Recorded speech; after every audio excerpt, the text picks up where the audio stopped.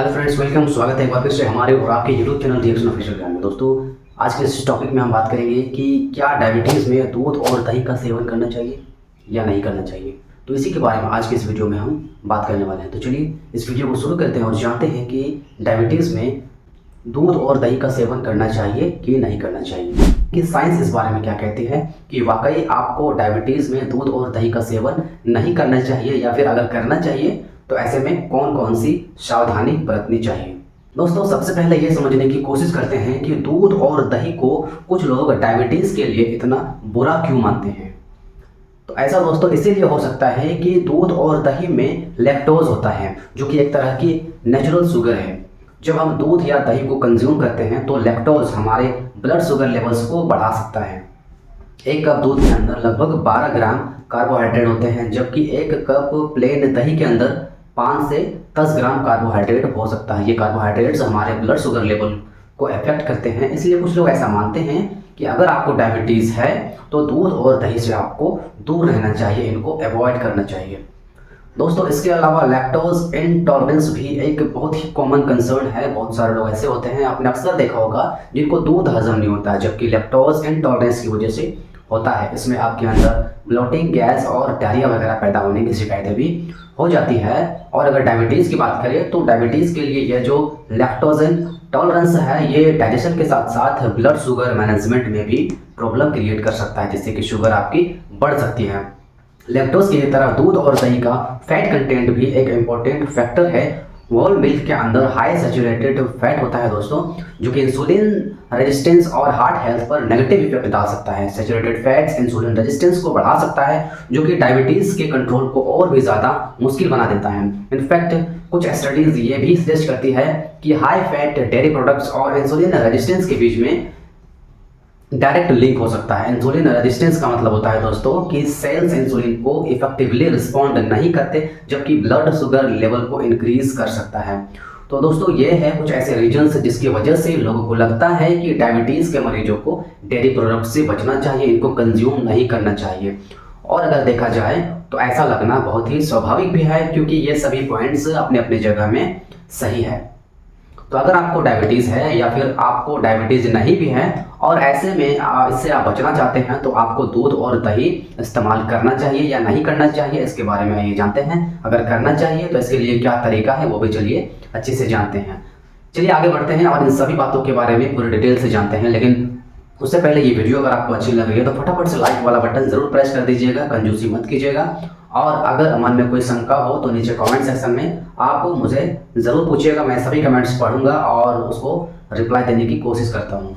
दोस्तों, ये समझने से पहले कि डायबिटीज़ के मरीजों को दूध और दही खाना चाहिए या फिर नहीं खाना चाहिए, ये जानते हैं कि दूध और दही में होता क्या है। दोस्तों, दूध के अंदर कैल्शियम, विटामिन डी और प्रोटीन जैसे एसेंशियल न्यूट्रिएंट्स होते हैं, जो हमारे हेल्थ के लिए काफ़ी ज़्यादा इम्पोर्टेंट होता है। वहीं दही में इनके साथ साथ प्रोबायोटिक्स होते हैं, जो गट हेल्थ को इम्प्रूव करते हैं और इंसुलिन सेंसिटिविटी को भी बढ़ाते हैं। इसी तरह से अगर हम बात करें ग्लाइसेमिक इंडेक्स और ग्लाइसेमिक यूट की, तो मिल्क और दही, इन दोनों ही चीज़ों का ग्लाइसेमिक इंडेक्स और ग्लाइसेमिक लोड रिलेटिवली लो होता है, जिससे कि मॉडरेट क्वांटिटी में इनको पीने से ब्लड शुगर नहीं बढ़ता है। ग्लाइसेमिक इंडेक्स या जिसको हम जीआई बोलते हैं, ये मेजर करता है कि कोई फूड कितनी जल्दी ब्लड शुगर को बढ़ाता है। दूध और दही का glycemic index low to moderate की रेंज में आता है, लगभग 30 से 40 के बीच में होता है, और इसीलिए ये शुगर को तेजी से नहीं बढ़ाता है। बात करते हैं ग्लाइसेमिक लोड की, तो ये भी मिल्क और कर्ड दोनों का लो होता है, जिससे कि ये डायबिटीज़ के मरीजों के लिए एक सेफ और अल्टरनेटिव कहा जा सकता है। अब आप सोच रहे होंगे कि पहले तो हमने बताया कि मिल्क और दही से शुगर बढ़ती है, इससे डायबिटीज़ पैदा होने की खतरा होता है। अब मैं कह रहा हूँ कि इससे शुगर नहीं बढ़ती है, तो आखिर सच्चाई क्या है। तो देखिए, कंफ्यूज मत होइए, ये दोनों ही बातें अपनी अपनी जगह सही है। दूध और दही में मौजूद कार्बोहाइड्रेट्स ब्लड शुगर को बढ़ा सकते हैं। इसका सैचुरेटेड फैट कंटेंट डायबिटीज़ के मरीजों को के अंदर बहुत सारी बीमारियां पैदा कर सकता है। वहीं इसका ग्लाइसेमिक इंडेक्स और ग्लाइसेमिक लोड लो होने की वजह से, इसमें मौजूद प्रोटीन और दूसरे हेल्दी न्यूट्रिएंट्स होने की वजह से ये डायबिटीज़ के मरीजों के लिए अच्छा भी है। अब एक सवाल जो हमारे मन में रह जाता है वो ये कि दूध का और दही का सेवन हमें डायबिटीज़ में करना है या नहीं करना है। तो दोस्तों, अगर आप डायबिटीज़ में दूध और दही का सेवन करना चाहते हैं तो आप बेशक इसको इस्तेमाल कर सकते हैं, लेकिन इन्हें बहुत ज़्यादा क्वांटिटी में आपको इस्तेमाल नहीं करना है, क्योंकि ऐसा करने से ये ब्लड शुगर पर सिग्निफिकेंटली इम्पैक्ट डाल सकता है। इसलिए दूध और दही को हमेशा आपको मॉडरेट क्वांटिटी में ही इस्तेमाल करना चाहिए। कितना लेना चाहिए इसको मैं आगे बताता हूँ। वैसे अगर आपको डायबिटीज़ है तो कोशिश करें कि हमेशा लो फैट या स्किन्ड मिल्क को ही पिए। इसमें सैचुरेटेड फैट्स कम होता है, जिससे कि दिल की बीमारियाँ और हाई कोलेस्ट्रॉल, जो कि डायबिटीज़ के मरीजों में बहुत ही कॉमनली पाया जाता है, ये ना हो पाए। इसी तरह से दही की बात करें तो हमेशा प्लेन अनस्वीटेड और अनफ्लेवर्ड दही का ही इस्तेमाल करें, या फिर अगर आप थोड़े से पैसे ज़्यादा खर्च कर सकते हैं तो ग्रीक योगर्ट का इस्तेमाल करें। ये बहुत ही बढ़िया चीज़ होता है।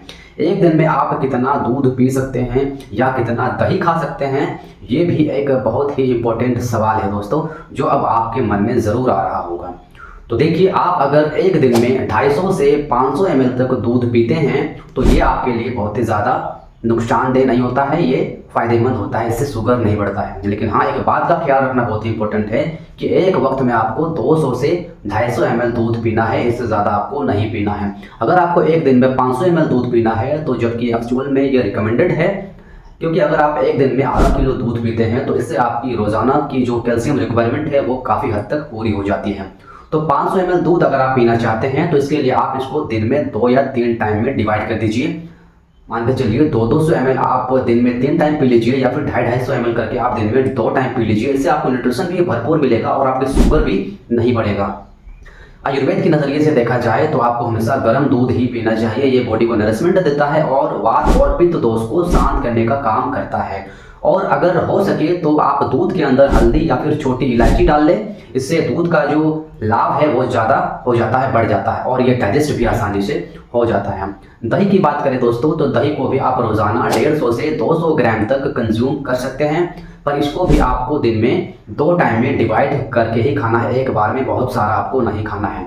दही बॉडी में कफ और पित्त दोष को बढ़ाता है, इसलिए ऐसे लोग जिनके अंदर ये दोष बढ़े हुए हैं उनको दही नहीं खाना चाहिए। साथ ही ये ध्यान रखिएगा कि इसको हमेशा दिन के टाइम में ही इस्तेमाल करना चाहिए, जबकि आपके डाइजेस्टिव फायर अपने पीक के ऊपर होती है।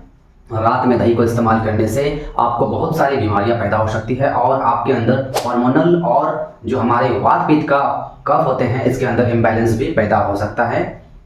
तो दोस्तों, पूरी वीडियो को जब कंक्लूजन है वो अगर हम देखें तो हम जानेंगे कि दूध को हम डायबिटीज़ के अंदर और दही को डायबिटीज़ के अंदर इस्तेमाल तो कर सकते हैं, लेकिन इसकी 3 शर्तें हैं। पहली शर्त यह है कि आपको बहुत ज़्यादा क्वांटिटी में एक साथ दूध या दही का सेवन नहीं करना चाहिए। हमेशा थोड़ा थोड़ा करके दिन में 2-3 बार में डिवाइड करके ही इनको इस्तेमाल करना है। दूसरा, आपको कोशिश करना है लो फैट और अनस्वीटेड दूध और दही को इस्तेमाल करने की, क्योंकि ये आपके लिए नुकसानदेह हो सकते हैं। अगर आप हाई फैट वाला दूध या फिर चीनी मिला हुआ फ्लेवर्ड दूध लेते हैं या फ्लेवर्ड मिल्क लेते हैं या फ्लेवर्ड कर्ड को इस्तेमाल करते हैं, इसी तरह से आपको दही का इस्तेमाल रात में कभी भी नहीं करना चाहिए। दूध का इस्तेमाल आप रात के अंदर कर सकते हैं। दोस्तों, मुझे उम्मीद है कि आज की ये जो वीडियो है आपको पसंद आई होगी, बहुत हेल्पफुल रही होगी आपके लिए, और इससे आपको काफ़ी क्लैरिटी भी मिल गई होगी।